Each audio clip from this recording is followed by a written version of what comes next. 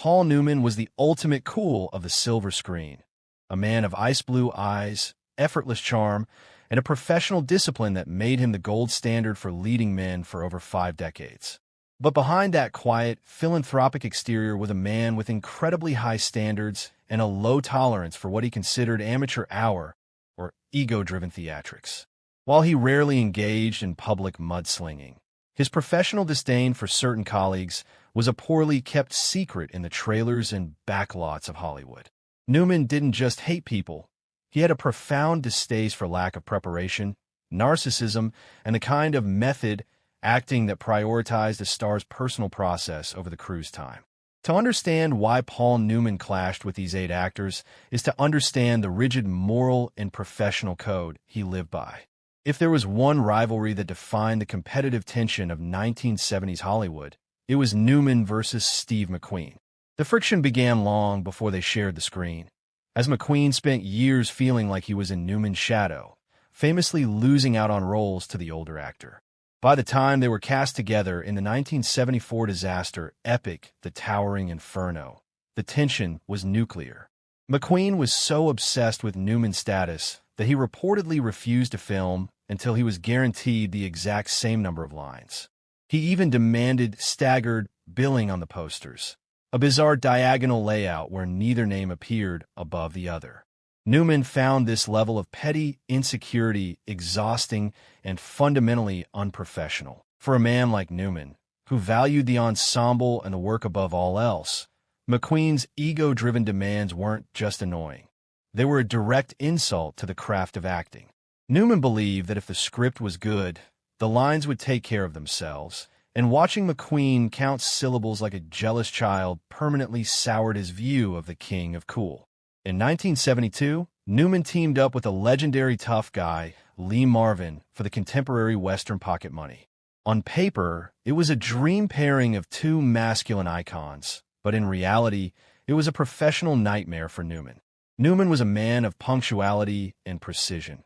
He showed up with his lines memorized and a clear plan for the day, often arriving before the sun was up. Lee Marvin, conversely, was deep in the throes of a heavy drinking habit during that period. Marvin would frequently show up to the set late, unprepared, or so hungover that he could barely stand, forcing the production to stall for hours. Newman, who took his responsibilities to the crew and the budget personally, was livid. He saw the hundreds of crew members waiting around in the heat while Marvin dried out as a betrayal of the production. While they maintained a thin facade of civility, Newman made it clear to his inner circle that he had no interest in ever working with Marvin again, viewing him as a beautiful talent wasted on a lack of focus. For Newman, talent was no excuse for being a burden on your colleagues. When Newman starred in The Hustler, he went toe-to-toe with the formidable George C. Scott. While their on-screen chemistry was electric, their off-screen philosophies were worlds apart. Scott was notoriously difficult, cynical, and famously declared that acting is a lie and unworthy of a grown man.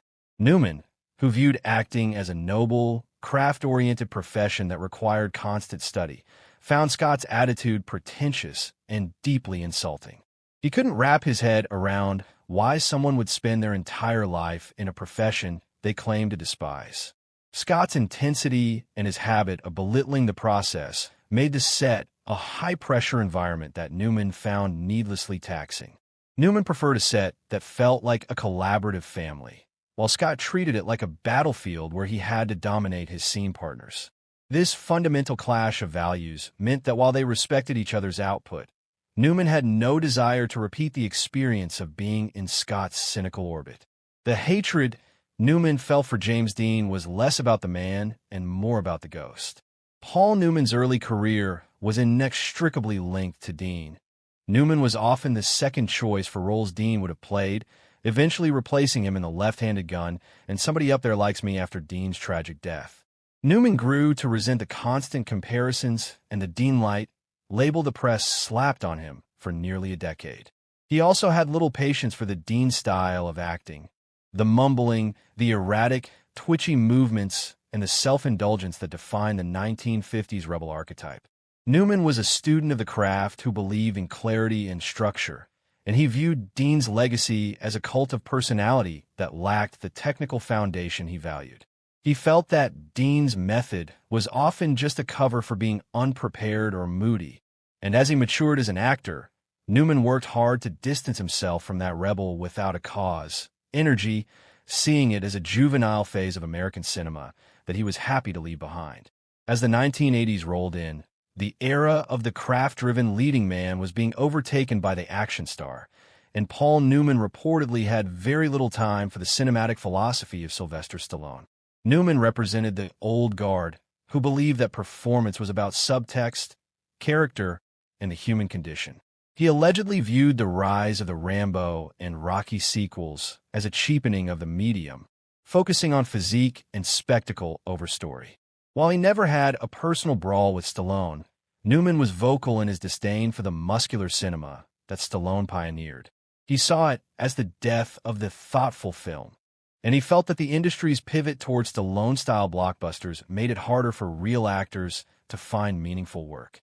To Newman, an actor's greatest tool was their mind and their empathy, not their bicep circumference, and he viewed the 80s action craze as a loud, hollow distraction from what movies were supposed to be about. During the early stages of a potential project, Newman had a brush with Robert Blake that left a bitter taste in his mouth. Blake was known for a volatile temper and a difficult reputation that made almost every other actor look like a saint. Newman, who thrived on a calm, professional set where everyone felt safe to experiment, found Blake's explosive personality and his tendency to pick fights with crew members to be utterly repulsive.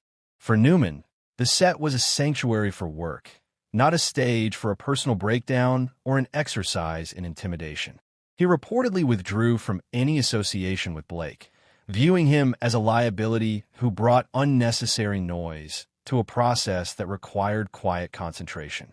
In Newman's world, if you couldn't control yourself, you had no business trying to control a scene, and he had zero tolerance for tough guys who used their status to bully the people working behind the cameras. Early in their careers, Newman and William Shatner crossed paths in the world of live television and theater. Shatner, even then, was known for a theatrical style that sat on the edge of camp, a style that was the polar opposite of Newman's understated, naturalistic approach. Newman reportedly found Shatner's bigness and his obvious thirst for the spotlight to be jarring and counterproductive. While Newman worked to disappear into a role, he felt Shatner was always working to be seen as the star, regardless of what the scene actually required. This fundamental disagreement on what acting should be meant that Newman avoided Shatner-led projects throughout the rest of his career. He preferred co-stars who understood the power of silence and the importance of listening, whereas he felt Shatner was often just waiting for his turn to speak with maximum dramatic flourish. To the minimalist Newman, Shatner was the ultimate ham, and that was a flavor he simply didn't enjoy. The most complex of Newman's professional hatreds was reserved for Marlon Brando. He deeply admired Brando's early genius, once citing A Streetcar, Named Desire, as the performance that changed everything. However, as Brando grew older and became increasingly difficult, refusing to learn lines, wearing earpieces to have them fed to him, and treating film sets like a personal joke, Newman was disgusted. Newman was a man who, even in his late 70s, would show up to a set fully prepared and eager to work. Seeing a titan like Brando mock the profession by being lazy or unprofessional was a personal affront to Newman. He viewed Brando's late career antics as a sign of supreme arrogance, a man who thought he was bigger than the movies themselves. For Newman, no one was bigger than the work, and Brando's refusal to do the job made him a figure of profound disappointment. He hated that Brando wasted the genius that so many other actors would have killed for, and he saw Brando's behavior as a slap in the face to every hard-working actor in the industry. Paul Newman didn't hate these actors because they were his rivals. He hated them because they broke the contract he believed every actor signed with the audience and the crew.